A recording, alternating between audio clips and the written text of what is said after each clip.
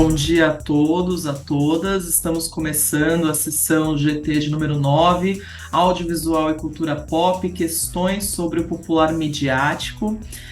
Eu sou Jennifer Lago, vou mediar essa sessão. Hoje nós teremos a apresentação de 5 trabalhos: a transição do videoclipe para o digital no Brasil, evolução e transformação de um ícone da cultura pop, apresentado pelo Júnior Parolo; a ficção científica no audiovisual brasileiro contemporâneo, apresentado por Ana Carolina Chaga; do YouTube para a TV, humor, dialogismo e crítica em choque de cultura, apresentado por Renan Honorato e Nara Cabral Scabin; a TV como refúgio do luto, por Valéria Guerra; e Alegoria, nacionalismo e xenofobia a partir do filme Filhos da Dinamarca, por Jefferson Souza. Então eu dou as boas-vindas a todos e a todas. A partir de agora a gente vai fazer as sessões de apresentação em 10 minutos cada uma, e no final nós teremos aí 10 minutos de discussão. O Júnior é o primeiro a apresentar. Júnior, eu vou avisar, né, quando eu abro o microfone, não sei se está com duas telas para colocar no chat, então eu vou falar 5 minutos, 2 minutos, e quando tiver finalizado, tá bom? Perfeito. Eu estou Boa de olho aqui no apresentação. chat também, mas fico na escuta aí. Pode me Tá interromper. bom. Boa Valeu. apresentação. Obrigado. Deixa eu colocar o meu cronômetro aqui e fazer o meu share screen, que já está na bala. Vamos ver se vocês estão visualizando. Ok aí? Ok. Então tá, pessoal. Essa apresentação, ela apresenta a finalização da minha pesquisa de dissertação, né?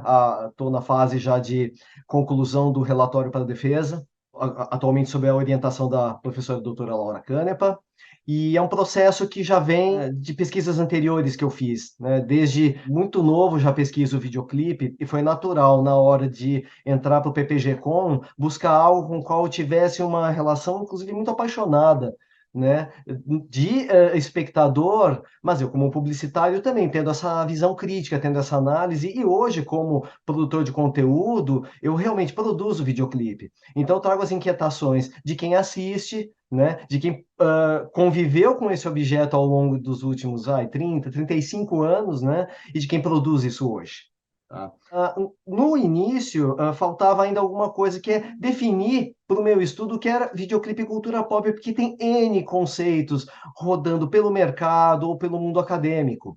Então, a preocupação é mostrar o que é videoclipe, então, o que é esse meu objeto, né? E esse contexto no qual eu estou inserindo. Né? Então, também, o que é cultura pop, diferenciado, o que é cultura popular, falar na cultura, no que consiste isso. Então, o trabalho, a introdução do trabalho já é delimitar essas fronteiras para que o estudo se torne mais consistente e o próprio uso do termo ele seja o mais assertivo possível. Tá?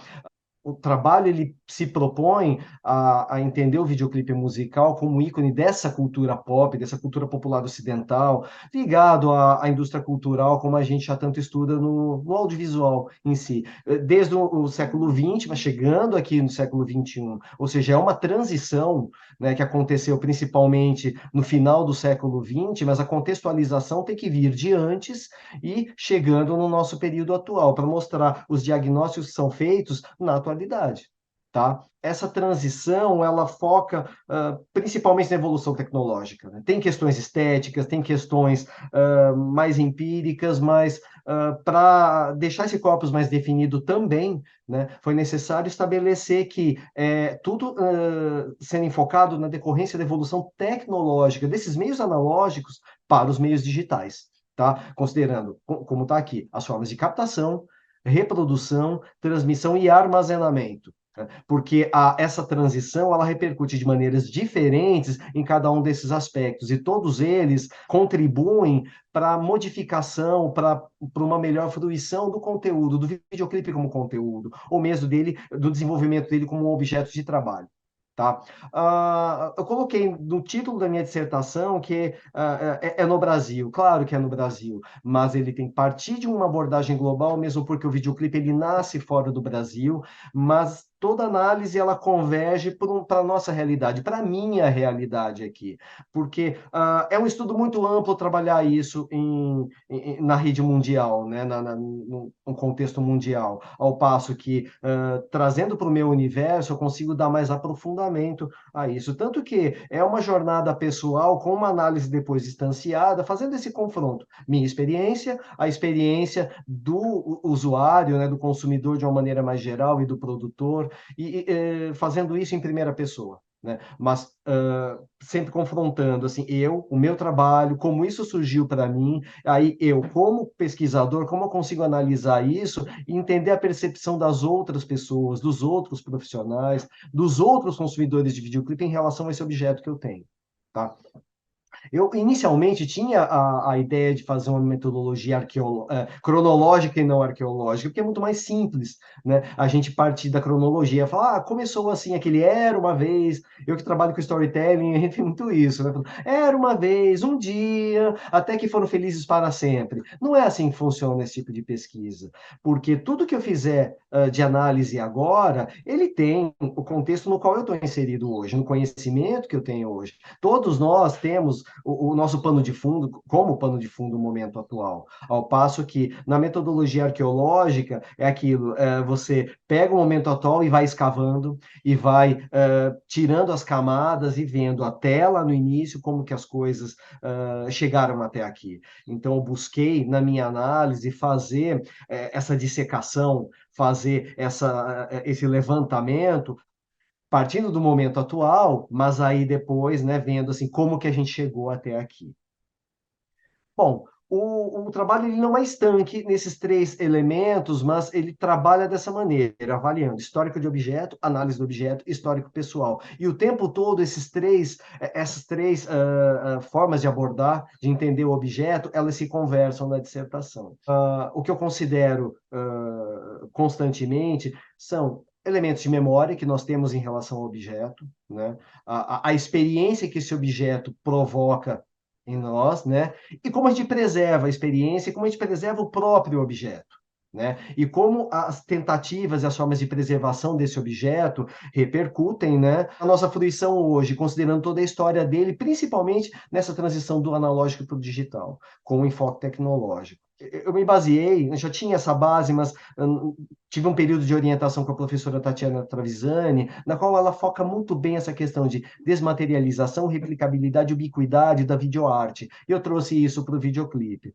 E isso eu percebi o quão relacionado ao meu conteúdo isso era. Né? Porque a gente trabalha exatamente isso, a saída desse meio físico para meios mais etéreos, para posicionamento desses objetos no streaming, né? A replicabilidade do objeto digital frente aos meios analógicos que tínhamos anteriormente. E essa ubiquidade, essa presença, né, em todo lugar que nós temos, com a transmídia, com né, a convergência dos meios, como a gente está tão acostumado a ver hoje, mas como se deu esse processo, né? Aí, lógico, passando pelas formas de registro fotográfico, cinematográfico, magnético, digital, esse processo todo que teve, considerando mudança de resolução, definição do vídeo, a fidelidade que a gente consegue na fruição desse objeto, né? E questões de perpetuação, compartilhamento dessa experiência como a gente vive hoje. Né?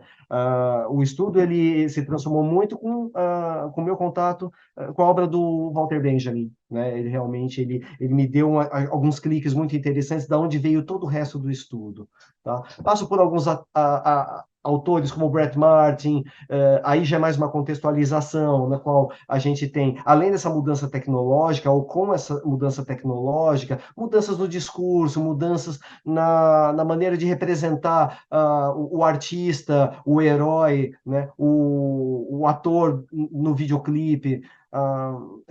Esse tipo de contextualização ela reforça alguns elementos de transformação do objeto, né? Assim como o Guattari, quando vai falar das rádios analógicas piratas que se tornam digitais, o Henri Lefebvre, essa conversa de alta e baixa, camadas altas e baixas da sociedade, a transformação com o digital, tudo isso é enfocado.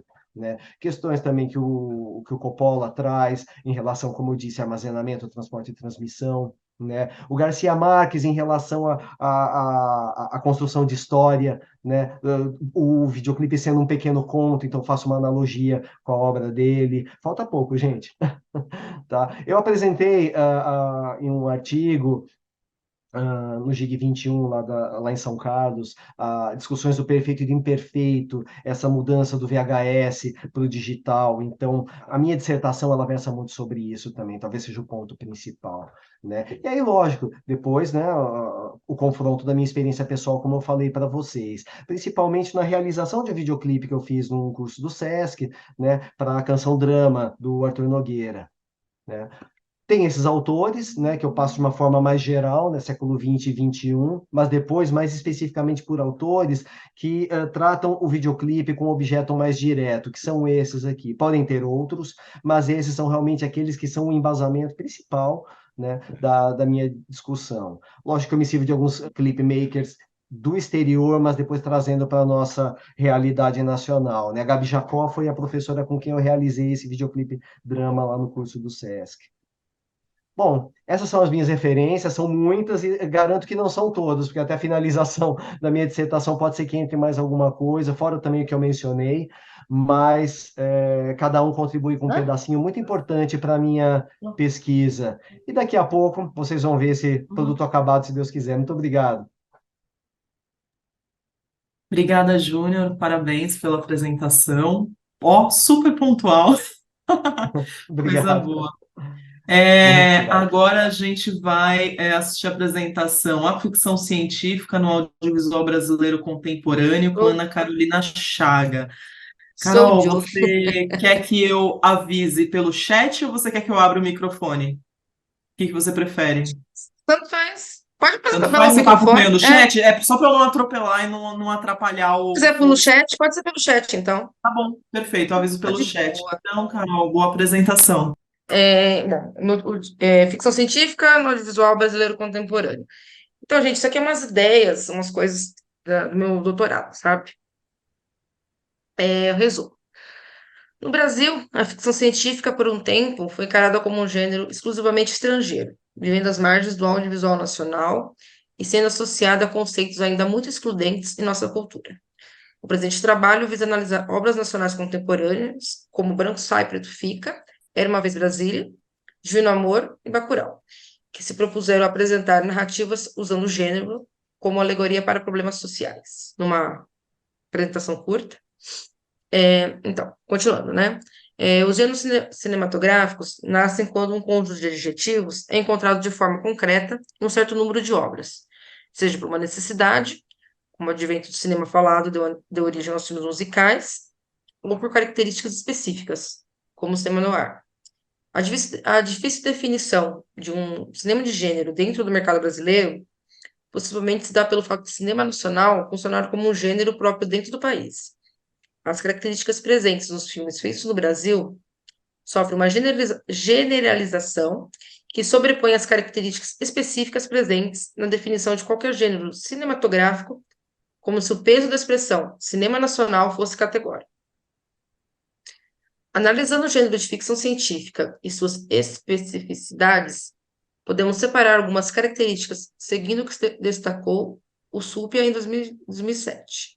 Todo filme que encerra um discurso científico e ou a descrição de um artefato e ou processo tecnológico relevante para a narrativa pode ser considerado um filme de ficção científica. Isto é, sempre que um discurso científico e ou um procedimento e ou um artefato tecnológico forem elementos centrais da narrativa, bem como influentes no desenvolvimento da história, nas motivações e nos conflitos entre os personagens, teremos um filme de ficção científica. Nos últimos anos, obras brasileiras que, de uma forma ou de outra, se utilizaram de elementos associados ao gênero passaram a usar este como alegoria para problemas sociais e a mostrar narrativas sobre futuros hipotéticos, que podem ser interpretadas como representações do presente, através da análise de obras audiovisuais contemporâneas como Branco Sai, Preto Fica, Era uma Vez Brasília, ambos do Ardilei Queiroz, Divino Amor do Mascaro, né, e o Bacurau do Kleber e do Gerando Dornelas. O presente trabalho visa verificar como a ficção científica sendo retratada e, consequentemente, trazer discussões acerca da presença do gênero na cultura audiovisual brasileira. Aí aqui é uma fichinha dos 4 filmes, né? É que esses filmes aqui são meio que os principais, assim. É que a pesquisa está em andamento, gente. Então, primeiro aí, ó, né, é o Branco Sal Preto Fica, que é o do Odilei Queiroz. Esse lançamento aqui foi no... Eu coloquei os lançamentos do Brasil, tá? Muitos deles estrearam primeiro fora do Brasil, em festivais e tal. Essa aí é a sinopse oficial, né, que do Branco Sal Preto Fica, né? Nos anos 80, um baile de black music na periferia de Brasília. Ocorre uma ação policial onde 2 homens acabam ficando feridos e têm suas vidas marcadas por acontecimento permanentemente. O terceiro homem vem do futuro para investigar o ocorrido e provar que a culpa é da sociedade e seus mecanismos de repressão. Aí aqui também é a sinopse do Era Uma Vez Brasília, que também, esse 22 de setembro de 2017, que é o lançamento dele, foi no Festival de Brasília mesmo. Também no Lei, né? Aí tem a sinopse oficial aí. Aí temos o filme do Mascaro, que estreou 27 de junho de 2019. E finalmente o Bacurau, né? Que é esse lançamento aqui, que nem. Acho que o primeiro. Eu sei que o. Ai, desculpa, perdão. O Branco Sal Preto Fica, acho que estreou primeiro na Suíça. Eu sei que eu sempre. A maioria deles estreou primeiro em festivais lá fora. O Bacurau, eu acho que. Não lembro se foi um Cannes que depois ele veio para o Brasil. Sei que o lançamento do Brasil foi bem depois do internacional. É algo a ser considerado que as obras de ficção científica originárias de países periféricos e semiperiféricos, como o Brasil, definição baseada na teoria do sistema mundo, desenvolvida por Emanuel Wallerstein, não sei se eu falei certo, sofre uma espécie de destemporização, motivados por um descrédito pelo futuro, utópico ou não, em um acesso irrestrito ao passado, gerando uma impressão de um presente sem consequências e sem ambições. E como o presente é o ponto de convergência entre um passado que não nos sentimos dispostos a abandonar e um futuro no qual não queremos ingressar, faz realmente sentido que experienciemos esse presente como expansivo. Uma teoria do Gumbrich, né? É importante lembrar que essa destemporalização, junto com a destotalização e a desreferencialização, faz parte de 3 conceitos característicos da situação pós-moderna que sugere o sentimento de um mundo sempre menos estruturado e sempre mais viscoso e flutuante. Também é do Gumbrich isso. E que não considera mais como central a figura do sujeito. Outra definição que sempre apareceu correlacionada ao gênero é o conceito de moderno. Mas o moderno cai em uma espécie de desuso. A sua noção é considerada confusa, um estorvo mais do que qualquer outra coisa. Isso é do Almon, né? Esse conceito perdeu o caráter de novidade. Você prendeu as ideias do passado para tentar ser contemporâneo. A ideia de modernidade é facilmente interligada aos temas presentes dentro do gênero de ficção científica. O medo do progresso fica evidente em várias dessas produções, tanto no cinema como na literatura. E acreditamos que essa seja justamente uma das marcas da ficção científica audiovisual contemporânea brasileira. São obras idealizadas após a modernidade, onde as narrativas sobre futuros hipotéticos passaram a ter um papel significativo, como uma espécie de oráculo da humanidade, deixando claro suas intenções de que são feitos para pensar o presente e fazer uma reflexão sobre o futuro. E são, né, as minhas referências, por enquanto. Algumas que estão presentes nessa apresentação, e a pesquisa está em andamento, gente. Isso aí é só o começo. E é isso. Obrigada, Carol, parabéns pela apresentação. O pessoal está bem pontual, né? Então, não vamos estourar nosso tempo e teremos aí uns minutinhos a mais para a discussão no final. Então, já preparem as perguntas, os comentários. Nós vamos para a próxima apresentação do YouTube para a TV, Humor, Dialogismo e Crítica em Choque de Cultura, Renan Honorato Gomes da Silva e Nara Lia Cabral Escamim. Boa apresentação, que honra nossa. Só voltar. Gente, então, bom dia a todos, né? Esse é um trabalho que foi iniciado há cerca de uns 2 anos na iniciação científica, lá na EMB Morumbi, sobre a orientação da Nara, e foi uma experiência muito interessante, mas seguindo para esse recorte, então, do YouTube para a TV, Humor, Dialogismo, Crítica em Choque de Cultura. Só trazendo uma introdução rápida, né?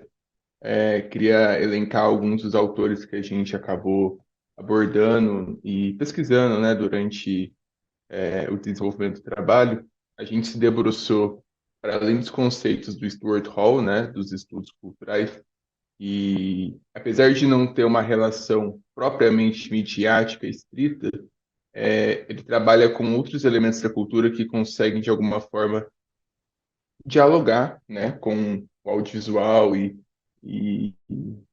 o humor, de alguma forma também, porque ele traz uma perspectiva de entender os fatores que estão envolvidos na construção de um programa e na desconstrução desse programa a partir da interpretação do público, né? Então, esse foi o cerne principal do desenvolvimento para a gente conseguir encaixar os outros autores, né? E aí a gente conversa com o Jenkins para entender um pouquinho da cultura da convergência, que foi fundamental para a análise do objeto em referência ao contexto da produção.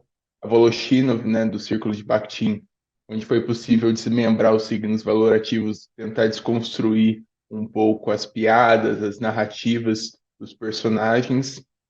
A gente conversa também bastante com Paganotti e Soares pela questão da metacrítica, né, que aí eu vou até comentar um pouquinho mais aprofundado para frente. E por fim, não menos importante, né, o Eagleton, Terry Eagleton, que é um teórico a respeito do humor e das diferentes formas de fazer rir, digamos assim.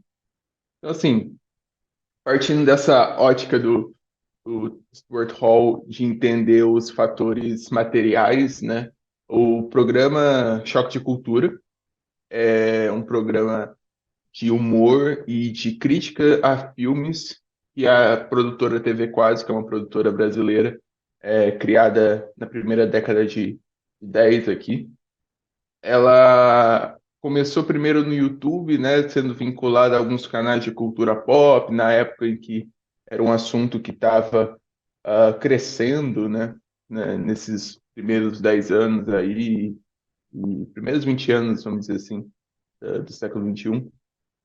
E ela também é uma produtora de outros produtos culturais, né? Então temos o Irmão do Jorel, que é uma animação, temos também a Falha de Cobertura, que é um programa futebolístico, também metacrítico de alguma forma, e temos outras minisséries variadas. Então uma produtora muito uh, ativa no espaço do YouTube, né? E o programa em análise, né, que é o Choque de Cultura, ele começa no YouTube em um canal, depois ele vai para a Rede Globo, logo após a Temperatura Máxima, se não me engano, que é o programa de domingo, né, de cinema, que sempre passa um filme, então eles acabam comentando sobre o filme que acabou de passar na grade. Então, depois eles vão para o streaming também. Então, assim, eles têm uma trajetória muito dinâmica. Então, a codificação e decodificação, né, foi o cerne do desenvolvimento do trabalho para a gente tentar entender justamente os meios condicionantes da produção.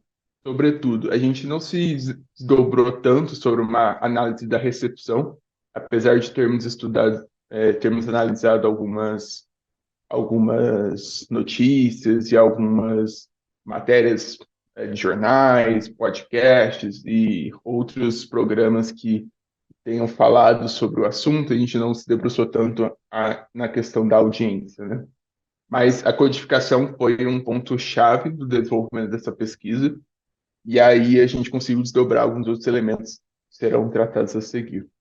Na parte da convergência midiática, né, que é onde o Jenkins domina, é, ele cita, uma frase interessante, né? É onde as velhas e novas mídias se colidem, onde a mídia corporativa e a mídia alternativa se cruzam, onde o poder do produtor de mídia e o poder do consumidor interagem de maneiras imprevisíveis. Então é justamente essa dinâmica do choque de cultura, né? De começa em um ambiente alternativo, que seria o YouTube, que depois vira mainstream também hoje, já em 2023, já pode-se dizer que assume uma mainstream de alguma forma. E é interessante também trazer uma citação do Daniel Furlan, que é um dos intérpretes, um dos atores do Choque de Cultura, que ele comenta que os personagens, o personagem não, o público tem uma recepção muito interessante dos personagens, porque começam a questionar se são realmente personagens, né? Se não são pessoas reais, digamos assim. Por, pela dinâmica inicial, né? Porque o programa surge num canal chamado Omelete, que era voltado à crítica de cinema, e no caso, os críticos do Omelete eram críticos realmente, né? De cinema, de jornalistas e tudo mais. E aí, quando a gente tem esse programa, que é um programa satírico e humorístico, as pessoas começam a se questionar se são realmente críticos ou não. Porque é interessante trazer esse argumento, que talvez nem todos tenham essa referência, mas o Choque de Cultura é apresentado por 4 motoristas de van. Então tem essa dinâmica também do humor um pouco fora dos padrões das expectativas, né? E aí, eu acho que a característica mais interessante do choque de cultura, né, e também guiando para o final, é a questão da metacrítica. Para que haja tomada de consciência por parte dos agentes, Paganotti e Soares colocam alguns pontos que devem ser levados em conta ao sinalizar o fator metacrítico. Primeiro, o produto não se limita a ele próprio. Segundo, o produto se reconhece como parte da mídia. Terceiro, a partir do programa é possível analisar os circuitos de produção e recepção. Quarto, a produção fornece as ferramentas para que o público possa analisá-lo como integrante do sistema midiático. E na nossa pesquisa, né, e aí trazendo um recorte, foi possível identificar essas características no programa, no Choque de Cultura, principalmente quando ele vai para a Globo, né? Que é quando ele começa a falar do próprio fator deles estarem na Globo. Inclusive, em uma entrevista para o Bial, quando os 4 vão, eles vão como personagens, eles não vão como atores. Então, eles sempre têm essa posição de estarem cientes de que eles estão na maior emissora televisiva do Brasil e entender a importância, né? E eles soltam vários comentários a respeito disso também, na própria dinâmica.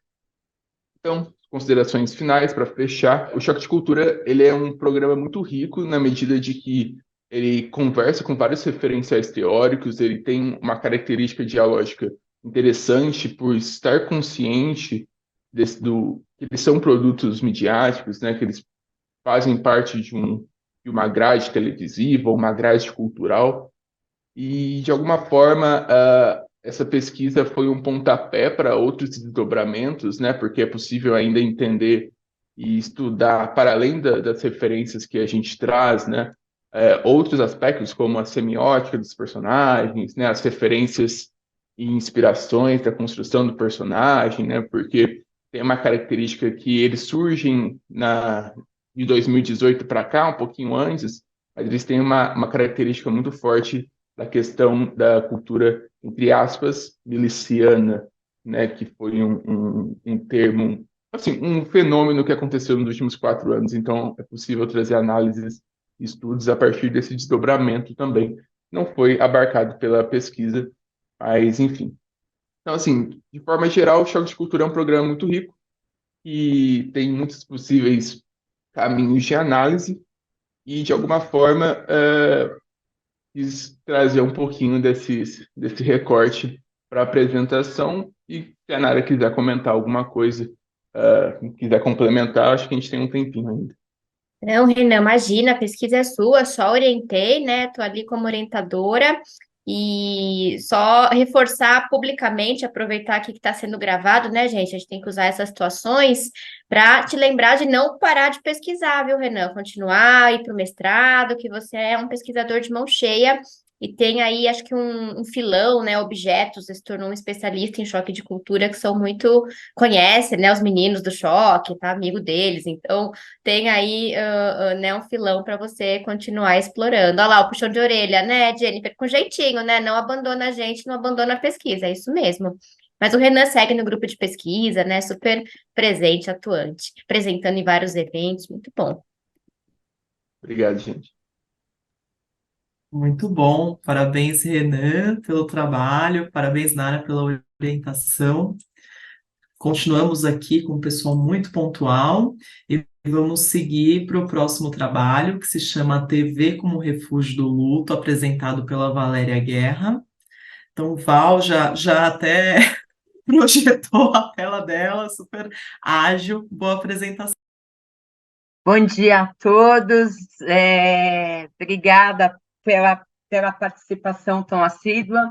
Bom, esse artigo, na verdade, foi um artigo que eu escrevi há algum tempo, motivado um pouco pela coisa do que foi a pandemia e o refúgio da televisão, nesse sentido, como uma janela que a gente usou de fato durante a pandemia, e aí eu vou buscar, dentro da série WandaVision, trazer essa discussão.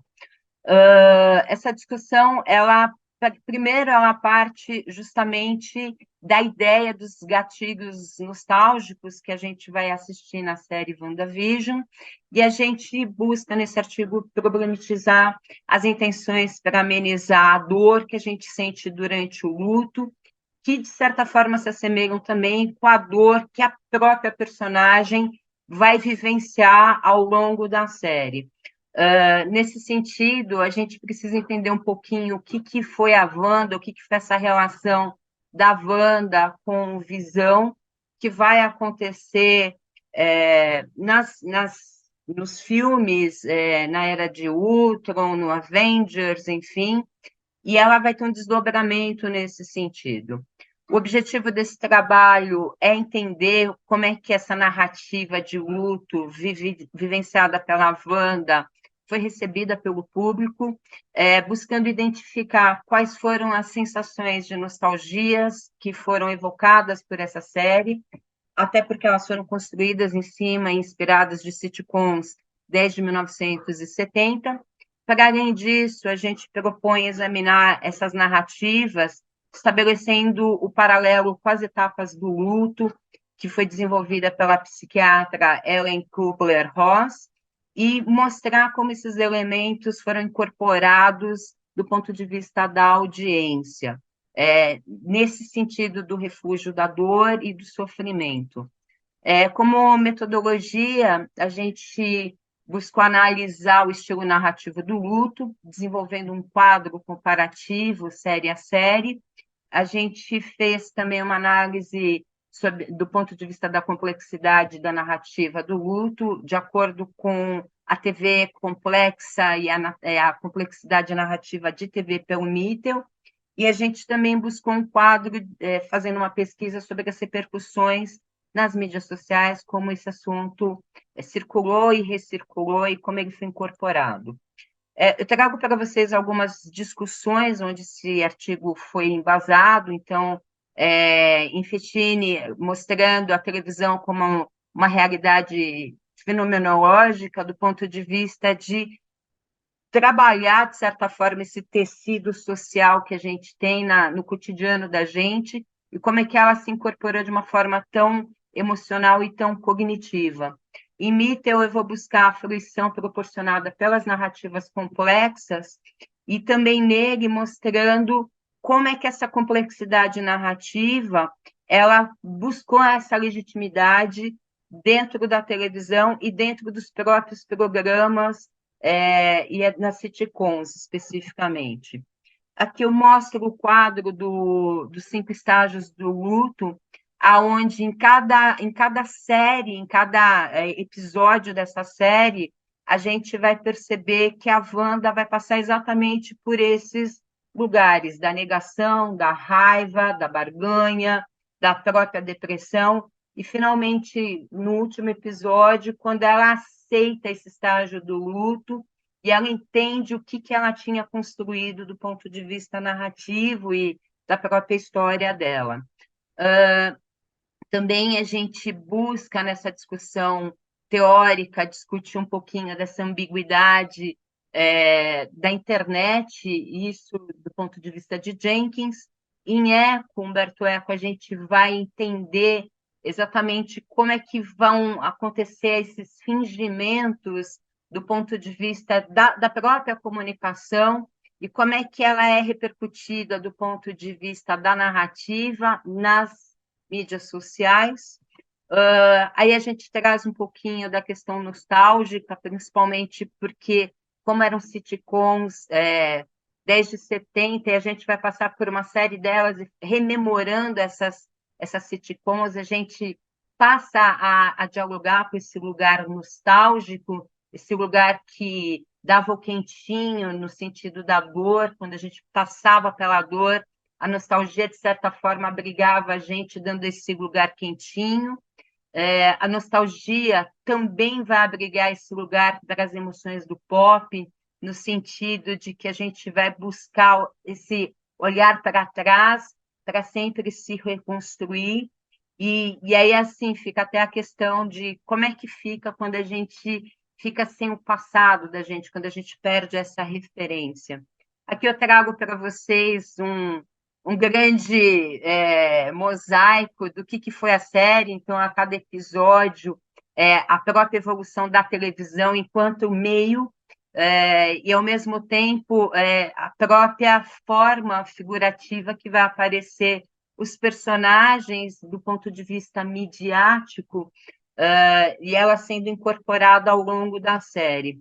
Como considerações finais, vou buscar justamente entender, e a gente consegue compreender exatamente isso, que essa construção estruturada nesses gatilhos, elas vão estabelecer relações narrativas do ponto de vista do trabalho, da série, como a fotografia, as músicas, cenários, que vão resgatar esses elementos culturais de 50, 60, 70, 80 até os dias de hoje, e como que a gente foi repercutindo isso ao longo daquele isolamento vivido na pandemia, no sentido da tentativa de aliviar a dor.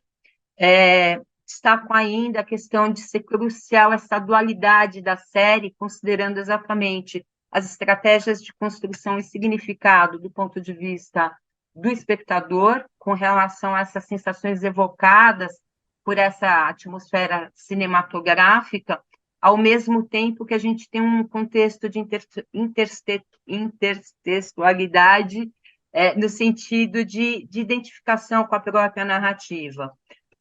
E, por fim, trazendo essa questão desse sentimento nostálgico que foi instaurado durante a série, depois rememorado em outras séries da Marvel, no sentido de trazer essas lembranças, essas experiências, e como é que elas trouxeram, de certa forma, memórias que vieram carregadas de afeto, que foram interpretadas de forma positiva.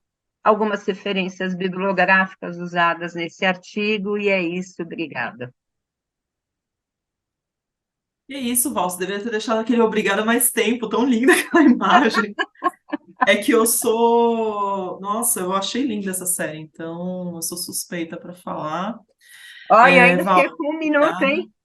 Pois é, aqui o pessoal, não sei se a mediadora está colocando medo nos apresentadores, que não tem ninguém vazando o horário, mas está dando super certo, né? E parabéns, Val, pela apresentação.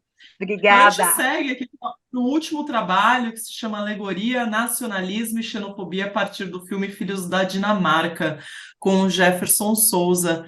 Então, Jefferson, está contigo, boa apresentação. Vou compartilhar minha Vai lá. apresentação.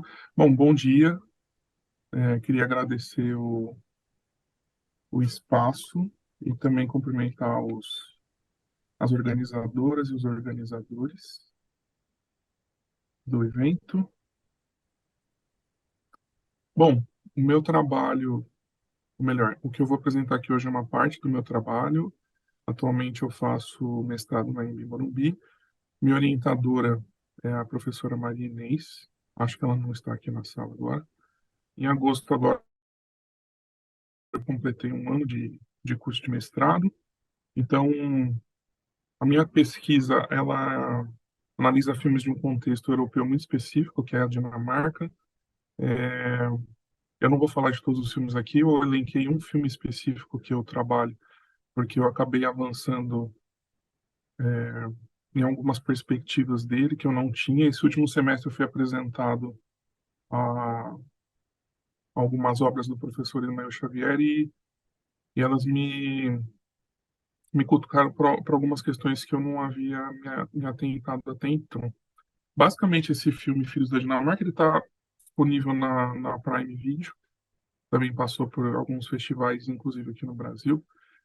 E os temas que esse filme trabalha, ah, por isso que eu queria falar sobre ele, porque apesar de ser um filme de um contexto muito específico, ele poderia ser transportado para outras realidades europeias, porque trata de xenofobia, nacionalismo, como a extrema-direita se organiza e pratica atos de violência com relação principalmente à população árabe, que em geral é imigrante, ou melhor, que em geral está em situação de refúgio na Europa, né?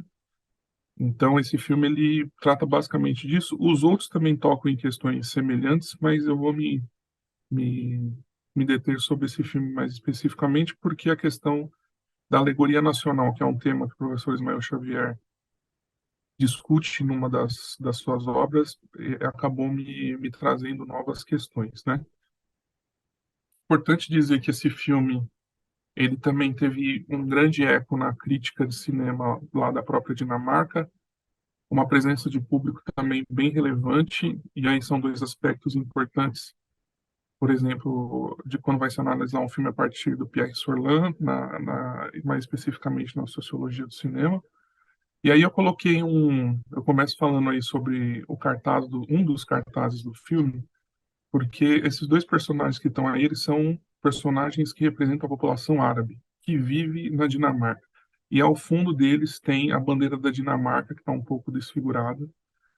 Então o filme, ou melhor, esse cartaz do filme, ele já coloca uma grande pergunta, afinal de contas, quem são os filhos da Dinamarca? E o diretor do filme, ele é nascido na Dinamarca, porém ele é filho de iraquianos. E eu entendo o filme também e o nome do filme como uma pergunta para a população da Dinamarca sobre ele, se ele seria um filho da Dinamarca ou não. Porque quem é imigrante ou quem é refugiado, principalmente dos países de cultura árabe, acabam tendo muitos problemas lá, muitos problemas.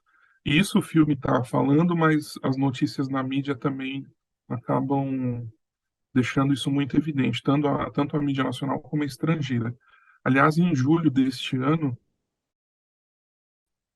aconteceu uma queima do Alcorão, que é o livro sagrado para a religião islâmica, né? Na frente de algumas embaixadas na Dinamarca. Isso aconteceu na Dinamarca, na Suécia, que são países ali de um contexto geográfico e cultural semelhantes. Então, aquela região específica dos países nórdicos, essa presença da população árabe está sendo colocada em xeque sempre. Essas frases como limpeza étnica, né, que se entende o outro povo como sujo, é algo comum de se ver lá. Inclusive, tem uma cena dessa no filme Filhos da Dinamarca. Então, o filme é uma grande pergunta. Por isso que eu coloquei essa imagem, porque eu acho que ela já representa isso. Então, a questão do nacionalismo, ela é bem relevante. É importante falar também sobre a questão do acolhimento de refugiados na Dinamarca, que já foi considerado um país muito acolhedor, um dos mais progressistas com relação a essa pauta, e vem passando por uma mudança nos últimos anos, principalmente pela influência dos partidos de extrema-direita na Dinamarca. E isso acontece também na Suécia. Ah, Se a gente expandir um pouco mais para a Noruega, que é um país ali também vizinho, vocês vão encontrar situações semelhantes. Não sei aqui quem se recorda de um ataque que teve numa ilha na Noruega chamado Utoya. Tem inclusive duas produções audiovisuais que tratam disso. Um cara de extrema direita, um norueguês, neonazista, foi numa ilha e acabou matando uma série de jovens que estavam lá. Não eram imigrantes, mas eram filhos de pessoas do Partido Trabalhista da Noruega. Então, essa questão do nacionalismo e contra quem ou melhor, contra quem esses grupos se voltam é muito forte lá. E aí tem uma diferença, voltando à questão dos refugiados, sobre o acolhimento de ucranianos e árabes. Todo mundo sabe que a Ucrânia sofreu uma invasão pela Rússia e uma parte da população acabou saindo do país. E os ucranianos são muito bem-vindos na Dinamarca, tem inclusive políticas públicas, legislação específica. Já a população dos países árabes não consegue ter isso. Aqui é um frame do filme, aliás, que esse jovem que está correndo aí, ele é árabe, e ele está correndo por um túnel e de repente ele vê uma pichação na parede com esses dizeres. Limpeza étnica Dinamarca, que já diz bastante sobre a problemática do filme. Quem são os filhos da Dinamarca no filme? Os Filhos da Dinamarca é o título do filme e tem um grupo de dinamarqueses que cometem violência contra a população árabe no filme. E esse grupo, ele de alguma maneira encontra eco num político de extrema direita, que é um personagem lá que representa o partido de extrema direita, e então um alimenta o outro. E a gente pode encontrar esse tipo de relação aqui, talvez aqui no Brasil, né? Que aconteceu no último governo, quando a sociedade civil desse contexto de extrema direita acaba encontrando eco no presidente, no representante político e vice-versa. E aí, voltando àquele ataque que eu citei da queima do Alcorão, o grupo que queimou o Alcorão se denominou Patriotas Dinamarqueses. Então é muito semelhante, né? Filhos da Dinamarca e Patriotas Dinamarqueses. Então é uma questão que o filme toca e que é uma grande pergunta, como eu já coloquei. Quem são esses filhos da Dinamarca? E filhos da Dinamarca tem aí dois elementos muito significativos. Filhos é uma relação consanguínea, de parentesco, e Dinamarca é uma entidade política, um Estado-nação que tem sua delimitação geográfica e as pessoas que convivem ali têm seus laços culturais pela língua, pela religião e etc. Então ele une dois elementos, um laço sanguíneo e um cultural. Mas quando isso se transforma como uma bandeira de um grupo de extrema direita, ele acaba virando uma ideologia, né? E aí, ideologia eu estou tratando como falsa consciência numa perspectiva mais marxista. Bom, eu vou chegar agora na questão da alegoria nacional, que é minha grande hipótese. Hipótese, eu sei que eu tenho 1 minuto e pouquinho, né? Estou acompanhando aqui, vou tentar ser bem rápido. Para o professor Israel Xavier, essa questão da alegoria nacional, que para mim é o grande mote do filme, eu cheguei nisso só agora, é o que estrutura o filme, a narrativa do filme, porque a música leva isso em consideração, as imagens, a forma, a estética do filme também, a narrativa. Então, tudo caminha para que essa questão da nação como alegoria seja o grande mote do filme.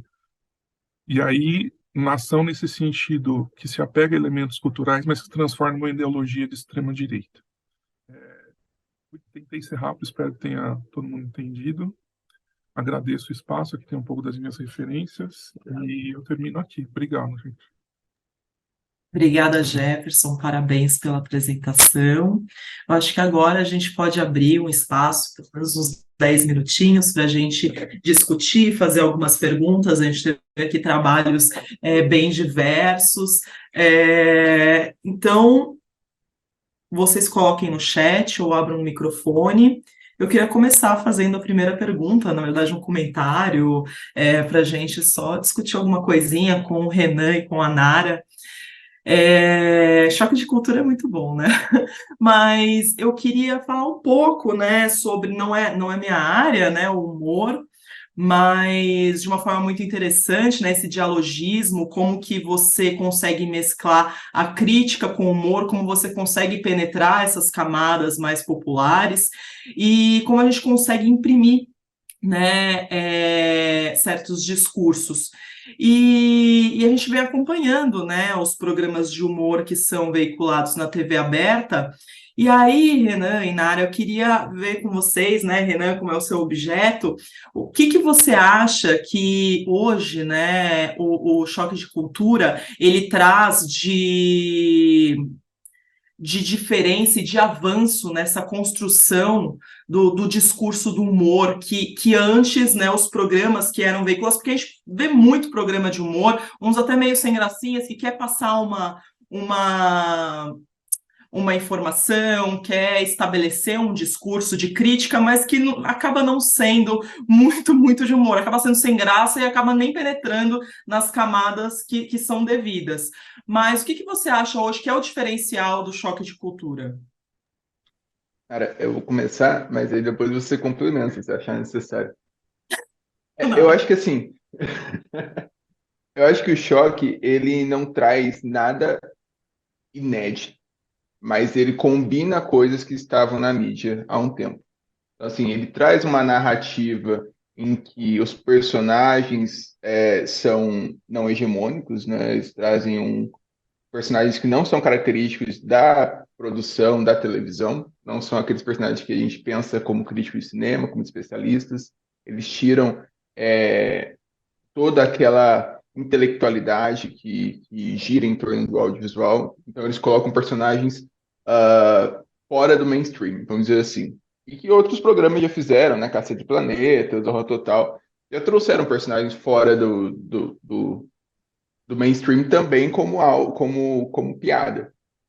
A questão é a narrativa. Eles conseguem trabalhar a narrativa desses personagens com especialidade. Estariam no discurso do intelectual cinematográfico, digamos assim. Então, assim, eles conseguem trazer a crítica do cinema, conseguem trazer a crítica da televisão de forma geral na voz de uma pessoa que a gente não esperaria, né? Motorista de van. Por que motoristas de van estariam falando sobre cinema, né, na televisão? São atores? São o quê?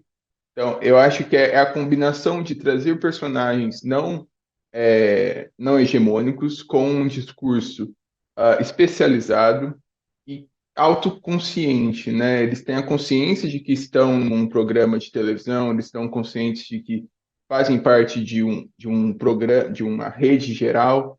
E o mais interessante de tudo isso, e finalizando esse argumento, é que eles falam sobre assuntos de que interessam aos próprios personagens. Para eles, Transformers é um filme sensacional. E se a gente para pensar da onde os personagens estão partindo, né, eles são motoristas de van, que é a premissa básica, é sensacional, porque é o que eles acham utópico, carros automáticos que fazem tudo, entendeu? Então, assim, é super interessante esse jogo de perspectivas que o choque traz.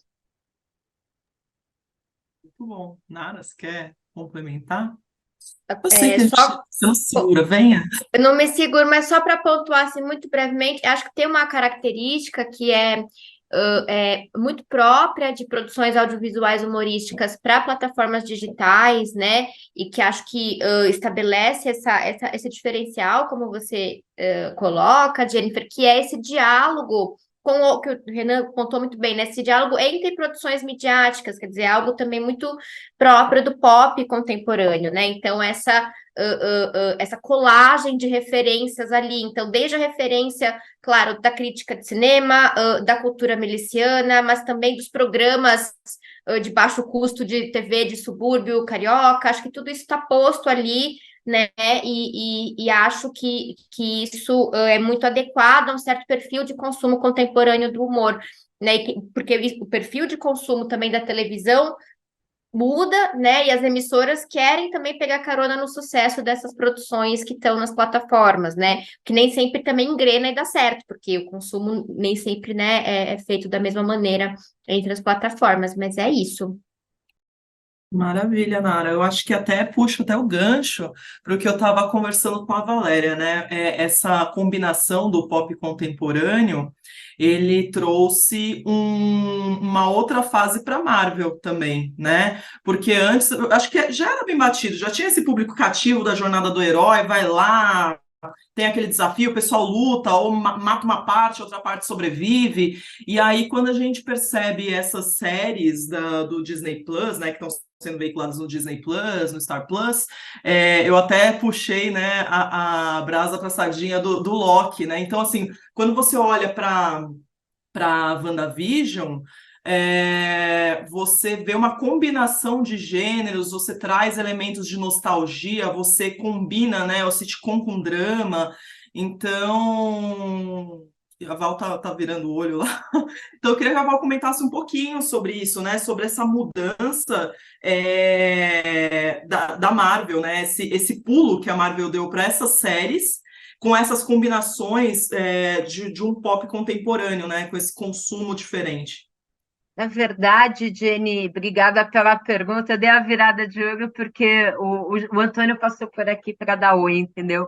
Mas quando a gente olha para a Marvel, a gente olha para a DC, a gente olha para esses lugares onde a gente está vendo as HQs, essas marcas, dialogando com o contemporâneo, com a própria cultura de 1960.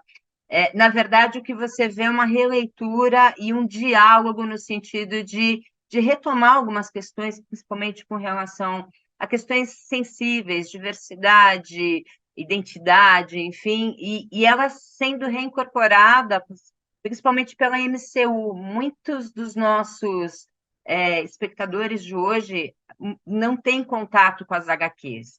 Eles vão, a partir da MCU, olhar as HQs. Diferente da minha geração, por exemplo, que vai da HQ para a MCU. Então, o que a gente vê agora é realmente uma reincorporação do ponto de vista do próprio discurso e uma atualização desse discurso que vem dialogando com essas gerações mais contemporâneas. Então, a gente vai ver isso na Wanda, a gente vai ver isso no Loki, a gente vai ver isso na própria Miss Marvel, e nas outras séries que vão repercutir e que estão acontecendo agora. Então, assim, eu acho que nesse sentido, o que a gente tem realmente é uma recirculação e um reapropriamento dos discursos, no sentido de recriar essa identidade, no sentido de perpetuar, de certa forma, esse momento nostálgico.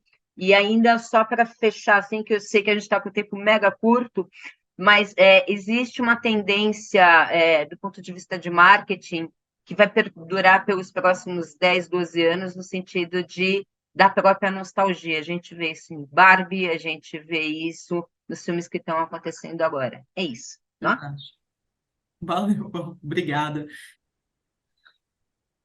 Todos satisfeitos? Jamer, quer falar alguma coisa?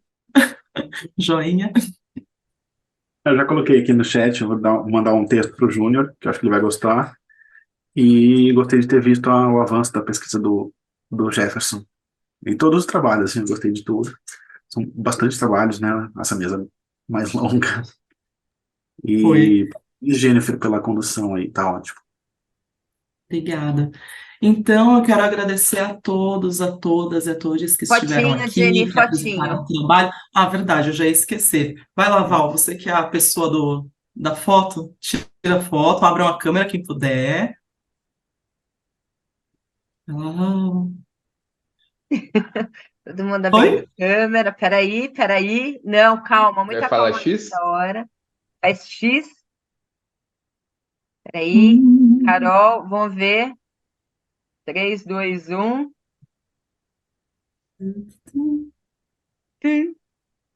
Oi? Vá.